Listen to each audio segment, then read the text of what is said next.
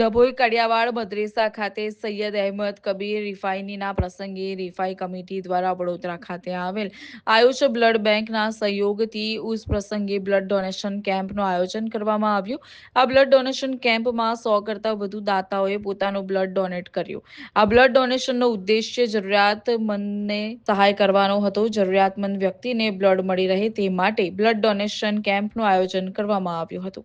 Syed Ahmad Kabir refined और अब्दुल रहीम refined के मौके पर यहाँ ब्लड डोनेशन कैंप का आयोजन किया है।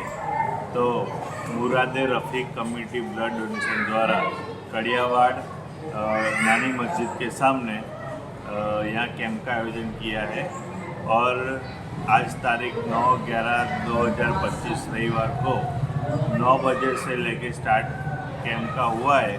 तो उसमें से बहुत सारे लोगों ने यहाँ कैंप ब्लड डोनेशन किया है और 9 बजे से लेकर अब तक लगभग 70 मीन्स के 70 जितना ब्लड डोनेशन हो गया है और अभी 2 बजे तक कैंप चालू रहेगा।